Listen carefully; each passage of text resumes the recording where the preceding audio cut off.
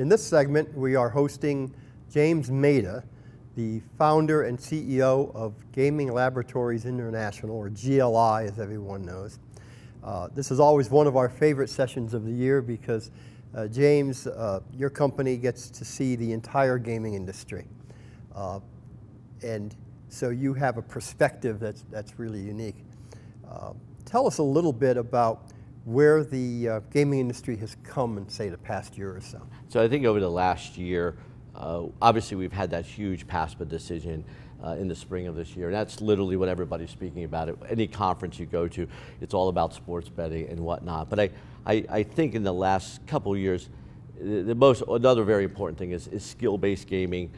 These new games, whether it's esports, things that are trying to appeal to the younger demographic. So I think we've just sort of stopped talking about that a little bit, even though it's just as important today as it is. It's just that the PASPA is overshadowing everything. I think also we're seeing in the last couple of years is that there's some parity amongst gaming suppliers, and we're seeing the competition get tougher with respect to coming out with really great games. And great games are being made by all various companies and all various studios. So I would say the content business is pretty tough the last couple of years. Talking about skill-based, one of the things that I sometimes think is there's almost a contradiction in terms, in the sense that on one hand, from the player's perspective, they want it to be truly skill-based if they're skilled. Right. But on the other side of it, the slot machine company or the casino customer has got to get the payback that they expect. So how do you balance those two? And so I think you have to balance between what the player wants and what the and how to develop the game, right? So if you make a game too quick, then there's not enough skill and it's not pleasing to the player. And on the other hand, if you make it too slow, the game will not perform in terms of the appropriate hold to the house. I think we're missing a vital conversation, which is if you didn't have the skill game, would people show up to play the casino at all? And I think that if you think about skill gaming as an extra thing on the menu that will create additional incremental revenue and not tie it to this idea that it has to outperform all the other games on the floor, I think that's a more mature way of looking at it. I think the companies have been working and balancing this how to get people involved and engrossed in the game, but at the same time, how do they make sure that the game is moving along, that the appropriate amount of money is being bet. So there is definitely a tension there, and they're still trying to figure it out. Some people think that the best solution for skill-based would be simply to make it peer-to-peer or to get the casinos out of it and just have them take a rake like they do in the poker room. Right. I think that is one way of going about it. I think on the other hand, if it's just pure skill, there may be some players who are not skilled enough that would wind up losing too much, and then they become disenfranchised. So I think again, I think it's a work in progress. A lot of great work has been made over the last couple of years, and we see almost all the major suppliers, and there's also some niche skill-based companies, which you'll see on the floor here this week, that have come up with really, the next generation of games that I think that will perform. You mentioned sports betting. I did. What are the issues from GLI's perspective? I think the sports betting is not new to us. We have offices in Australia and Africa and Europe, and we've been doing sports betting for dozens of years.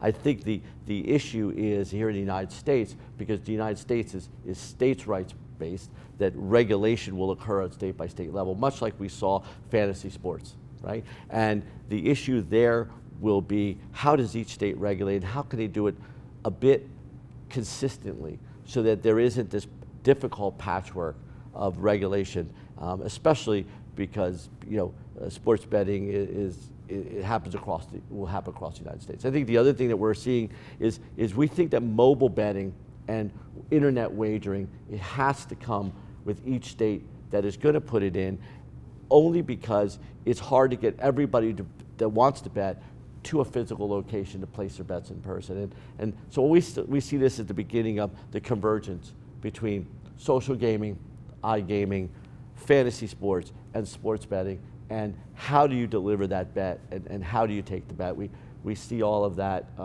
we see that coming in the future, and I think it's going to be a great one. GLI did come up with a GLI 33 standard, and we did that so that states don't have to worry about coming up with different technical standards and having disproportionate technical standards where in one state you could sell your system, but in another state you couldn't. So we're hopeful that states will adopt similar regulations, whether it's GLI 33 or something else that is more standard, so that the challenge is not technology. The challenge will be, getting people there, or how they set it up and how they implement it in the field, less on technology infrastructure problems. As we're discussing right now, the gaming world is changing very rapidly, yes. and GLI has an integral role in that. What are some of the changes you have made at GLI to be able to address these new opportunities and challenges? One of the things that we have done over the last couple of years is we are very cognizant of making sure that we can deliver everything that the industry needs on time, on budget, and with the highest quality, and with really over-the-top customer service. And we know to do that, we have to have the right scale. So today we sit at slightly more than 1,200 employees globally. We're able to handle emergency submissions, things that pop up at the last minute, or our regular workload day to day. We also see that the issues and the game complexities have increased exponentially, and that requires more testing. You'll see at the show this week, we're receiving an award on automation. We're the first test lab in the gaming industry to use automation in the use of our testing, so that we can do some tests that are more accurate and more wider in range, because we don't have to have a person sitting there while they're going on. So we're also have a huge customer service initiative, making sure that every customer is getting just over-the-top customer service. We call it Customer First 365, making sure the customer's needs are coming first above our employees' needs or our company's needs, and making sure that regulators are getting what they need in terms of advice, suppliers are getting to market in a timely way, and that when you judge us at the end of the day, it's all about our customer experience and their customer experience, and how we make their regulatory process something that is not too burdensome. And one of the things that we've seen is that GLI, which began as a testing lab, and that's still the core business. It is.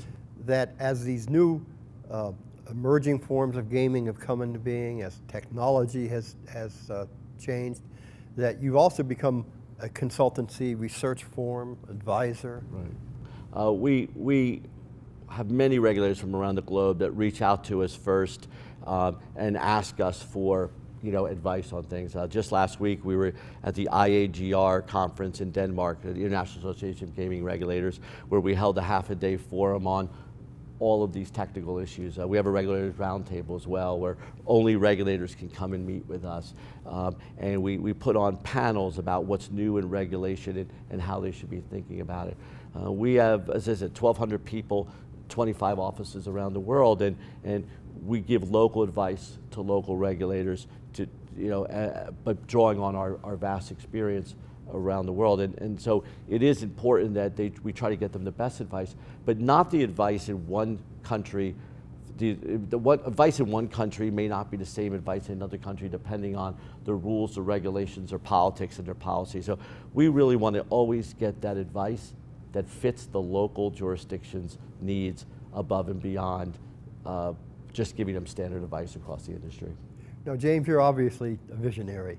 You, as I always like to say, are the man who created an industry. So I'm going to ask you to use a little bit of that envisioning skill and take out your crystal ball and tell us a little bit about what you think the gaming industry might look like 2 or 3 or 4 years out. I think there's going to see several changes. I think we're really along a good trajectory right now in cashless wagering, where you won't see bills and you won't see coins, and kids are using Venmo and people are exchanging money or tapping their credit card using Bluetooth. And I think you're going to see payment methods and betting, the way you bet and the way you receive your money back, completely change over the next 2 to 4 years. I also think, again, the convergence between mobile, sports betting, internet gaming, it's all going to be, regulators will start looking at it as a delivery way, not as a different type of gaming. So I'm very encouraged about that. And I'm also encouraged that you're going to have some really cool skill games and virtual reality games. And then something we haven't really touched upon is esports, right? And esports is happening here in Las Vegas, and it's happening around the world. And then people betting on the esports and sports betting on the esports. And so I think that will create quite a buzz over the next few years. So I think it's catering to the new way that we actually run our lives regularly. You know, how many people don't write a check anymore today? It's all about electronic payments. And I think all of these inventions will be something that we'll all see over the next 2 to 4 years. Any other topics you'd like to discuss? Nope. I thank you for your time each year. I enjoy coming and talking to you, and keep up the good work on your daily newsletter that I know that everybody that in my company loves to read. Well, James, thank you very much. We've got some folks here who are responsible for that, and they deserve my thanks for sure. We're also very glad to have you every year. It's always a very thought-provoking discussion. Thank you, Frank. Good. Thank you, James. Thanks.